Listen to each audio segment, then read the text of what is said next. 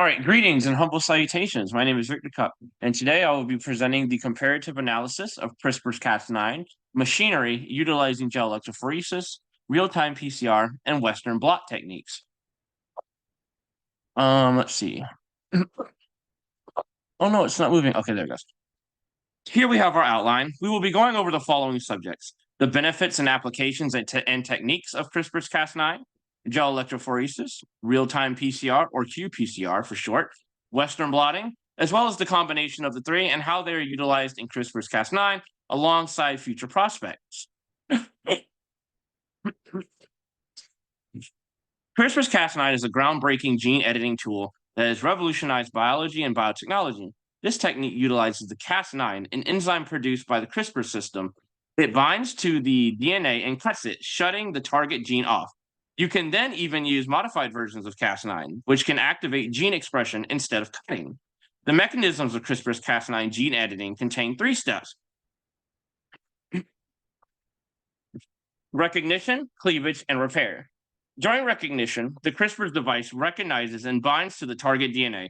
Cleavage is where the Cas9 enzyme undergoes a conformational change and cleaves the strand of the targeted DNA. Lastly, repair, which is where the cell repairs the cut that was made by the Cas9 using double-stranded inserts, which can be made by the scientist, or a single-stranded insert, which is the cell repairing by itself.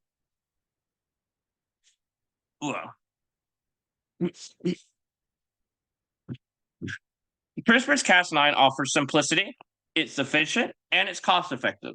Its applications span genetics, molecular biology, disease therapies, and agriculture advancements. There are concerns, though, regarding germline editing, which requires strict monitoring and control measures, as off-target effects have the potential to exert their impacts on multiple organs and body systems, which can cause diseases and disabilities. Different techniques are involved in CRISPR's Cas9, including gel electrophoresis, which is used to visualize DNA fragments. This can be used to confirm modifications and assess off-targeted effects. Next is real-time PCR, real-time polymerase chain reaction, or qPCR, which quantifies DNA levels of gene expression changes. It complements gel electrophoresis for precise measurements of editing outcomes. Lastly, we have Western blotting, which validates alterations in protein expression levels, providing insight into functional effects. Let's start with gel electrophoresis, a lab technique that separates and analyzes DNA, RNA, or protein based on their size and charge. The parts of a gel electrophoresis include the electrophoresis chamber, which is a tank filled with an electrolyte buffer solution, the electrodes, which is an anode and a cathode placed on opposite ends, the gel matrix, which is the medium where the DNA, RNA, and proteins move, the buffer, which provides necessary ions for conduction of the electrical current and maintains pH, and some standard buffers include tris acetate or EDTA or tris borate, EDTA. The loading wells as well. These are slots in the gel where the samples are loaded. The samples themselves as well, which are prepared through extractions, and the staining agent. And these are usually ethidium bromide for DNA or a Kamasi blue for proteins. The process of gel electrophoresis goes like this. The gel, which can be either agarose or polyacrylamide, is made by dissolving the appropriate buffer solution and solidifying it in a casting tray with comb-like spacers to create wells. Next, the samples are prepared by mixing a loading buffer that contains a tracking. Next, the samples are then loaded via micropipette. A marker is also noted as a ladder, which is a known fragment size. Next, the samples are then submerged in the chamber and filled with the buffer solution. An electrical current is then applied, allowing the samples to move through the matrix, with small ones going faster than the bigger ones. Finally, when the samples have been run, a UV light is used to see the separate bands.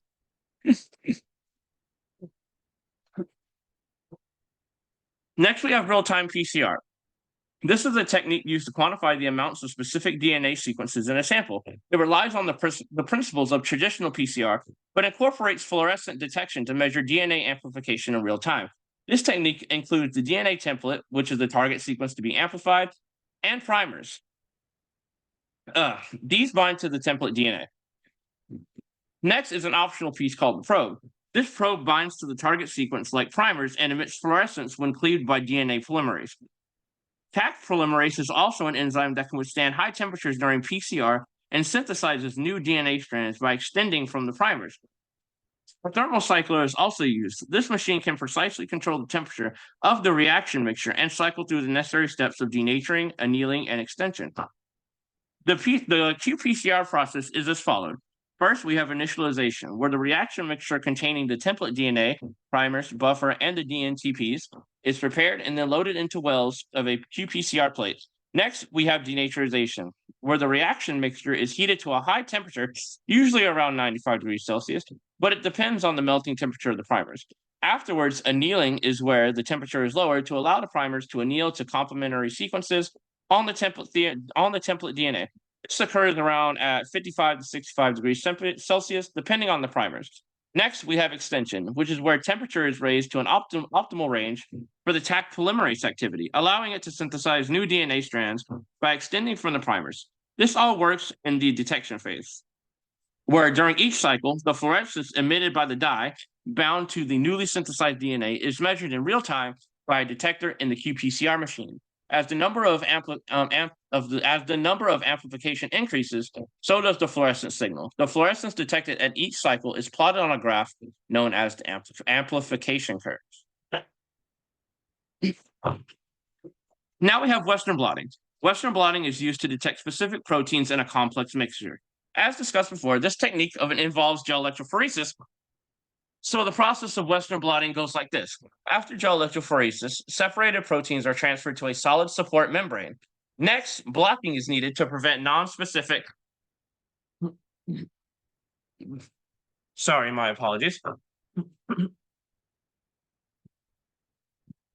Next, blocking is needed to prevent non-specific binding of antibodies and reduce background signal. The membrane is incubated in a block solution to cover any remaining unoccupied binding sites.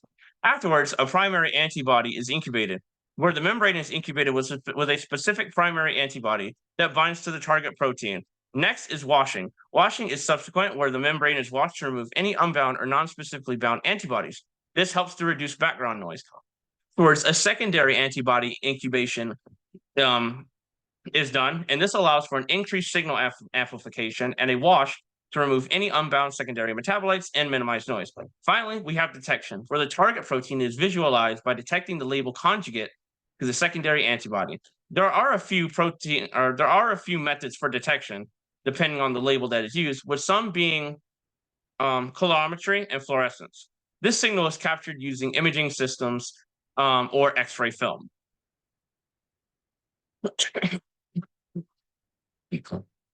All three of these techniques work together to produce a successful CRISPR-Cas9 editing outcome. It also enables the analysis of DNA and protein alterations, enhancing the accuracy and strength of experiments. Unfortunately, this whole ordeal is not perfect.